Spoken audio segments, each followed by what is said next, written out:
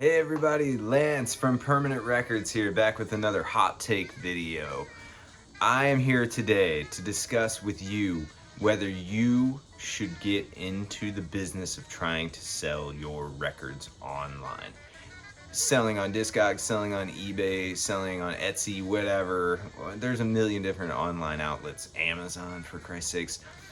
You can sell your records any which way. You can try to retail them online, you can wholesale them to a store, you can sell them at a garage sale, whatever. Sometimes you end up with these things and you need to get rid of them for one reason or another. And I'm here to give you my thoughts on whether you should try to get every last penny out of every single record that you own, or if you should do a thing that I prefer that most people do: sell them off in bulk to somebody else who's going to resell them. I'm in the business of reselling records, so I'm a little biased here, but I totally understand that that's not the best way for you to get the most money for your record collection. Just simply is not. Somebody you're selling to that needs to earn a profit by reselling your records isn't going to be able to pay you top dollar in most cases. That's obvious. But there are a lot of factors to consider before you decide to open your own store, whether it be a brick and mortar or an online store, or start selling on one of the other online platforms that like Discogs and eBay that allow you to potentially get retail for your records. So anyway, before I get into the heart of the matter, I'd like to remind you all that we're a record store in Los Angeles. We're not just a record store, we're a live music venue, a bar, and a record store that hosts shows 5 nights a week called the Permanent Records Roadhouse. You can keep up with us on Instagram at Permanent Records Roadhouse and at Permanent Records LA. And I would really appreciate it if you would subscribe to this channel, like this video, share it with your friends, and ring the Dell bell to get notified the next time I post a video on YouTube. And also, I'd like to share with you, this is completely unrelated to the rest of what we're going to be talking about and the record collection that I'm going to show off in this video. I'd like to remind you that I just did the A&R work for this Mammoth reissue. I work very closely with Riding Easy Records regularly on the Brown Acid compilation series and a slew of different kind of releases. All different types of music nowadays. It used to be mostly hard rock and heavy psych, and now we're delving deeply into the wonderful world of private press Southern rock, and this Floridian Southern rock record slaps. If you're a big fan of Leonard Skinner and who else? Of course, Strikes, Blackfoot, or early Molly Hatchet.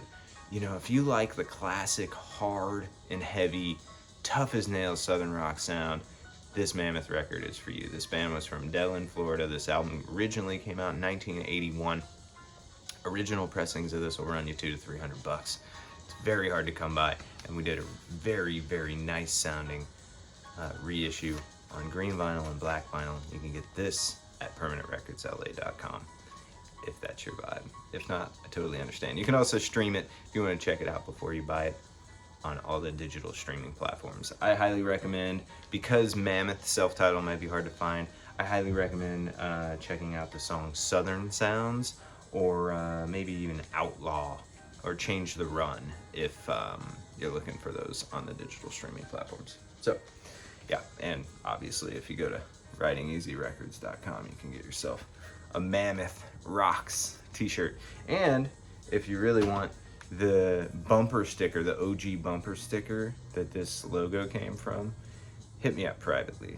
I have some original copies of the Mammoth LP for sale, and I do have original promotional bumper stickers from the band themselves. Okay, so without further ado, here is the hot take. Should I sell my records online or take them into a record store and wholesale them? All right. There are a lot of things to consider, but while we consider those things, I'm going to show a record collection that I just bought from someone who decided not to try to sell each record individually in hopes of getting full retail for each one. This particular record collection came from a dealer friend of mine named Steve Glasgow. I'll share more info about Steve later in this video or in another video because I can't remember the name of his shop off the top of my head. Anyway, he has a musical instrument store, and he deals in records, but not primarily, which is why when he found my channel on YouTube, he decided to reach out with this record collection that he had and asked me how much I'd be willing to pay. When I told him the amount, he was like, that sounds very reasonable to me. Let's figure out a way for you to get these records and give me that money. So what we did is we had him pack up all of these records. Most of this collection, I think all of it is reissues, but they're really, really high quality official releases. Most of them are the Music Matters series, remastered by Kevin Gray at Acoustic Sounds and Steve Hoffman. And they are on 2 double LPs playing at 45 RPM, so you got that thicker groove with a much better audiophile sound. And this particular record, Basra by Pete LaRocca, is what we're listening to in the background right now. Hopefully it's quiet enough to where it's not interfering with my words. But yeah, I'm basically gonna go over what my whole spiel. Wow, I multitask because I love multitasking. And showing off this record collection. So look out. Okay, first and foremost, everyone wants to retail their record collection these days, you know, and that's fair because you can take your records to any one of the online platforms, eBay, Discogs, etc., and you can offer your records up for whatever price you want to offer them up for. And that's totally reasonable. The thing is, those particular platforms come with fees, and also the people who shop on those platforms have certain expectations. So you're gonna wanna make sure that you are answering yes to the following 5 questions. And if the answer is no to any of the following 5 questions, I would highly recommend to keep your records in Sonny's crib and not try to sell them on your own. Could be a sketchy proposition that could be leaving you leaping and loping and wishing you had not tried to sell your records online. Okay, so obviously one option with your record collection, if you're trying to unload all of it, is to take it into a record store. First and foremost, if you're gonna do that, choose a reputable record store and dial S for Sonny. This analogy doesn't work at all. Dial 323-332-2312. That's the landline number for our store. And deal with somebody who's got a good reputation. Not just somebody who's out there cool strutting, thinking that they're gonna take you for a ride as if you don't know what your records are worth and as if the playing field is not completely level at this point. Everybody has access to all the same information, and you can go figure out exactly what your records are worth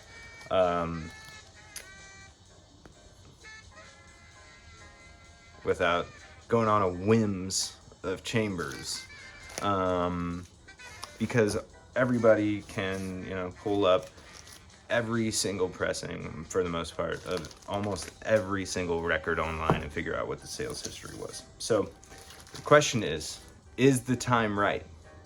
And maybe the time is right to sell your own record collection online, or start a store, either online or brick and mortar, or start selling records at retail. First and foremost, do you have a lot of records and do you expect to be acquiring more? Before you take off and start your own business selling records like a tomcat,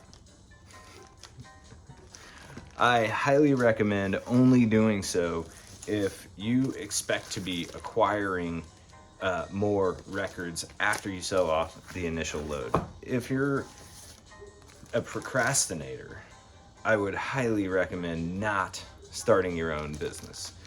You know, whether you're taking it seriously or not, trying to start a business selling records for full retail is difficult. It's time consuming, and you'll be up until around about midnight almost every night, sometimes later.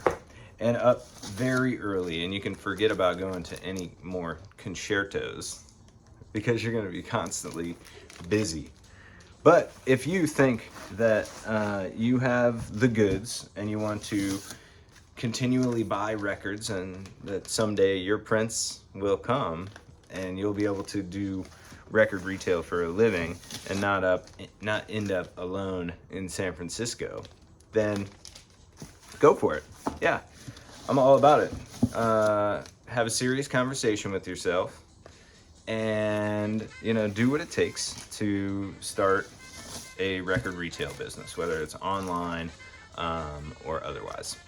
If you don't expect to be getting any more records than you already have, it's a waste of time to go through all the trouble and the blows of starting your own business and, you know, doing everything that it takes to make sure that Stan meets Chet in your retail setting. If all you have is one big lot of records and you're just looking to sell them, wholesale them to a reputable seller. It's just not worth the trouble of starting your own business if you're not going to actively acquire more records and keep your business going. Why learn how to build a house one time if you're not going to build another house after that? That's a huge endeavor, and you should probably look for a new perspective. All right, so that said, if you have the records that you want to sell and you plan on acquiring more and continuing in the business of record retail, my question for you is, do you already have the supplies to pack and ship? You're going to need a scale. You're going to need packing material. You're going to need mailers. You're going to need, you know, all sorts of different stuff and a whole lot of juju to make life easy for yourself. You do not want to have to go to the post office every single time you need to ship a record, and you will end up true blue if you do that, and you will not be putting it together very easily. So yeah, make sure not only that you have the records and that you're ready to continue down this road, but that you're all set up in terms of supplies, hardware, software, computers, packing material, etc. You need to be ready to pack and ship records day one, because even if you have a brick and mortar, you should probably be selling at least some records online, because that is a necessary evil, if you will, in the business of record retail. And thirdly, do you have the space to store the inventory while you wait for it to sell?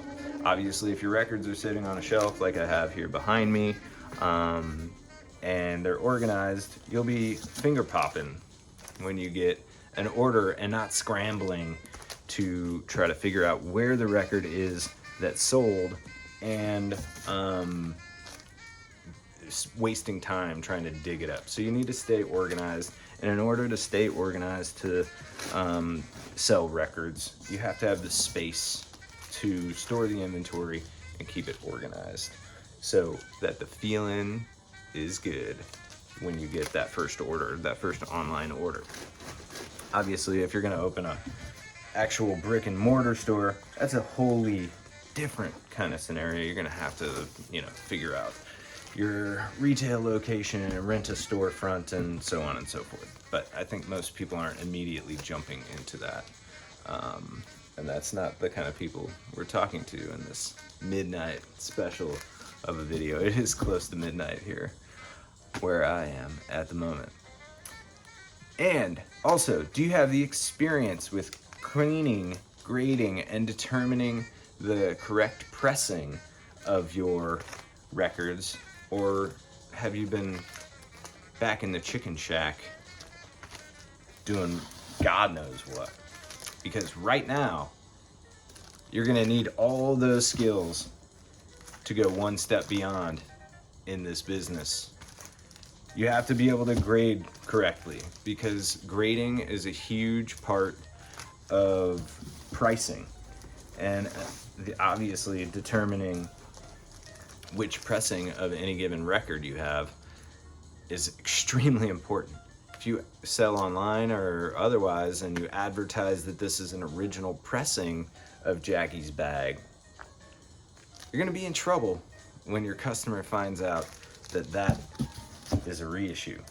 Whether it's a audiophile grade reissue or not, if it ends up in the final destination and it's the wrong pressing, you're gonna be doing the capuchin swing with Jackie McClan. You don't wanna end up being a bluesnick. So, do you have those skills? If not, get those skills.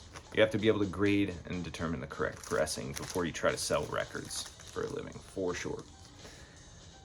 And last but not least, do you have the time to list everything and deal with the customers properly? And do you have the patience to deal with any complaints they might have? Because you can't just get all blue and sentimental every time you get a customer complaint. You have to have the time to deal with the records before taking off.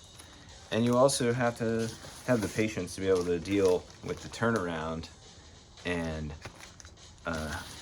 handle customer complaints if they have any. Hopefully they won't. Hopefully your skills are top notch. You know how to grade and price and determine the correct pressing, and it'll be pecking time when that payday comes. So those are just a handful of the things that you need to work out before you decide to start taking your records to the Soul Station, thinking you're gonna get top dollar for them in a retail setting. You need to do a good roll call. The last 5 questions that I asked you before you think you're gonna be the gigolo and become the new premier record seller on your search for the new land.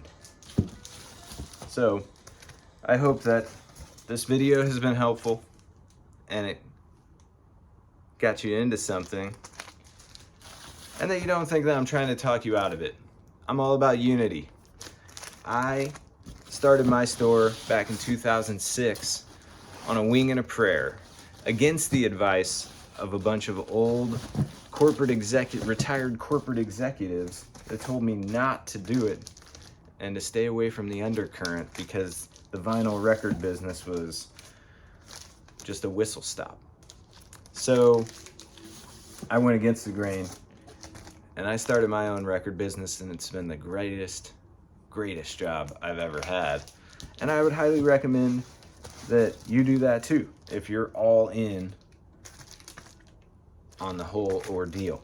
But if you think that you're just gonna put out your record collection and have financial freedom for the rest of your life, you're in for a rude awakening, because it takes a lot of work to own your own record store, and it takes a lot of work to take that blue train all the way down to Moneytown